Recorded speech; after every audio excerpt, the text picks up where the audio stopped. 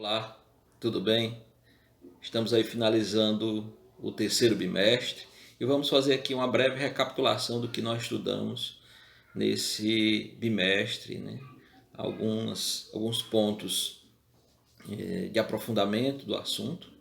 E nós estudamos no decorrer do terceiro bimestre de geopolítica, um recorte histórico-geográfico, né, no decorrer do século XX, mais precisamente a partir da Primeira Guerra Mundial, né, todo o desdobramento da Primeira Guerra Mundial e a repercussão da Primeira Guerra Mundial, né, a repercussão do conflito que gerou o famoso período entre guerras, o período de grandes turbulência, do surgimento do regime nazi-fascista na Europa, né, o surgimento da figura do Hitler, né, como uma ressaca, como um efeito do Tratado de Versalhes, de toda uma série de imposições, né, à Alemanha depois da Primeira Guerra, né, a construção do sentimento de supremacia racial do povo alemão, a construção da ideia de uma megapotência, né, um grande império alemão na Europa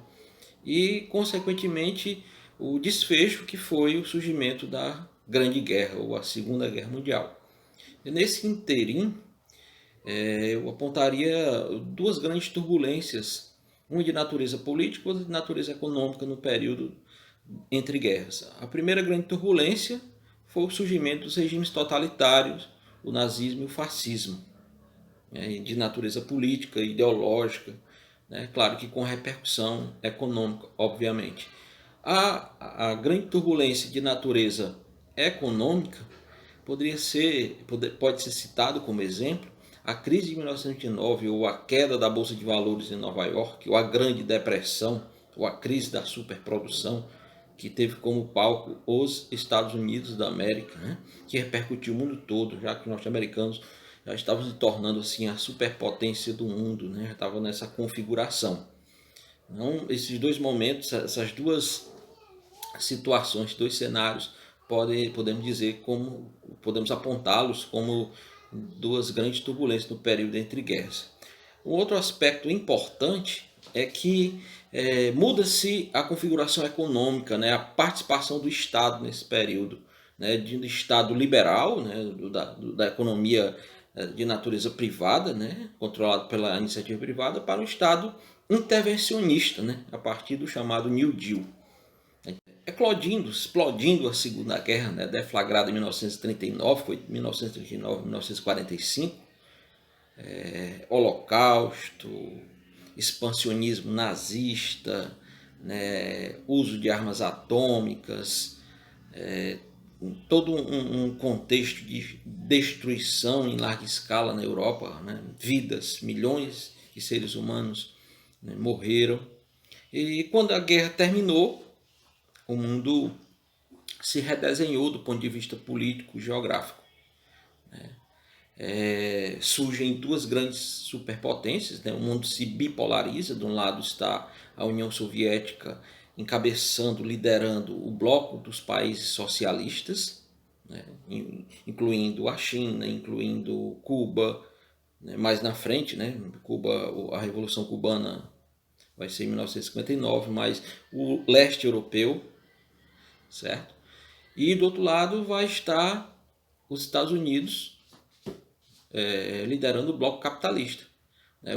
A Europa Ocidental e os países periféricos, por exemplo, da América Latina, né? Que se tornarão os quintais, né, dos Estados Unidos. Então essa bipolarização foi conhecida, né, essa rivalidade ideológica, política, né, esse confronto indireto foi batizado como Guerra Fria. Não era um confronto direto, mas também não era paz. O que predominava era uma grande tensão, um grande medo instalado, né, na iminência, não, na possibilidade de acontecer a Terceira Guerra Mundial. O fato é que houve uma preparação muito forte de ambos os lados. Uma das características dessa preparação foi a corrida armamentista. Tanto o lado soviético como o lado norte-americano se prepararam, criaram exércitos poderosíssimos, né? Os Estados Unidos criou a OTAN, justamente com os países capitalistas. A União Soviética criou o Pacto de Varsóvia, com os países socialistas, né? Havia vultuosos investimentos na área bélica, na área armamentista, né? Armas, poderio militar, estratégias de guerra, né? A ciência ela trabalhou muito nesse sentido para produzir essas estratégias, né? Houve uma concorrência muito grande no plano da conquista do espaço sideral, né? O homem foi à Lua, primeiramente um russo foi para o espaço, né? As estações espaciais, né? Todos esses investimentos pesados e uma grande concorrência nessas duas áreas aí, na produção de armas e na corrida aeroespacial. A espacial armamentista explode em vários países, em várias regiões do planeta, algumas guerras localizadas, guerras essas financiadas, né, que por trás, né, desses conflitos estão os interesses norte-americanos ou soviéticos, ou os dois, né, ao mesmo tempo, né, como se colocasse, né, o mundo periférico, né, os pequeninos para brigar e por trás estarem os gigantes, né? A ideia é essa, como aconteceu na Guerra do Vietnã, Vietnã do Norte versus Vietnã do Sul, né? Onde os Estados Unidos saíram perdendo nessa guerra. A Guerra da Coreia, Coreia do Sul, Coreia do Norte, também um reflexo dessa rivalidade da Guerra Fria. A Guerra Irã-Iraque, mais recentemente, né, na década de 80, né, onde o Iraque, né, estava sob o comando do Saddam Hussein. O Saddam Hussein era, por incrível que pareça, um aliado dos Estados Unidos, né, e esses conflitos muito diretamente ligados às áreas de interesse, né? Então, não só interesse político, né, de concorrência, de dizer que o sistema X, né, o sistema capitalista ou o sistema capitalista socialista é melhor que o socialista, o capitalista melhor que o socialista melhor que o capitalista, essa concorrência, mas também o interesse econômico, né? Por exemplo, no Oriente Médio, a defesa, né, o interesse das fontes de petróleo dos países grandes produtores de petróleo, né, como era o caso do Iraque, do Irã, né, questões ligadas também aqui na América Latina, como foi implantado na década de 60, os chamados regimes ditatoriais, regimes militares, né, como aqui no Brasil, né, foi implantado em 64, no Chile na década de 70, na Argentina. Era a ideia de um regime forte, um regime rígido, que pudesse afastar qualquer possibilidade da implantação do socialismo, algo parecido à influência soviética aqui na América Latina.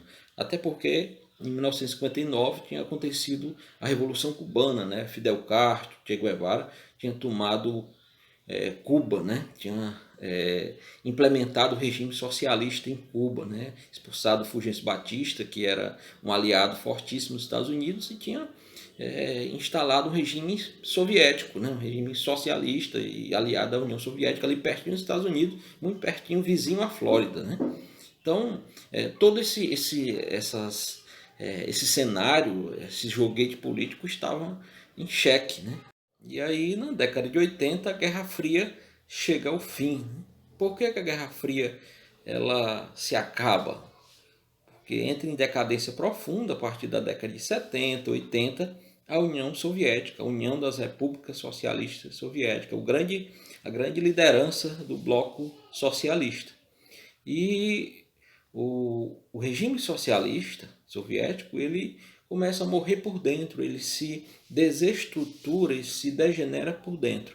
E talvez o calcanhar de Aquiles, né, a grande vulnerabilidade, a grande fragilidade do regime soviético era justamente o autoritarismo, a ausência de liberdade de expressão da população, né? E o povo reagiu ao sistema soviético. E um dos marcos dessa reação ao sistema socialista, né, o que ficou assim, simbolizou a reação da população, né, ao sistema, foi a queda do Muro de Berlim em 1989, quando os alemães, né, da Alemanha Oriental foram lá e derrubaram o muro. Aquilo teve um peso simbólico muito grande no sentido de representar um desejo que o povo, vamos dizer assim, do leste europeu queria, né? Ela não queria mais, não estava mais aguentando aquela supressão dos direitos políticos, da liberdade de expressão, aquela igualdade social que de fato não acontecia. Era no discurso. O regime soviético era baseado, em tese, aos escritos de Karl Marx, mas a prática foi bem diferente. E, além do mais, a ausência do pluripartidarismo, só podia existir um partido político, a elite econômica, né, os membros do Partido Comunista nos países do leste europeu, na própria União Soviética, tinham privilégios muito para além do que era acessível à população.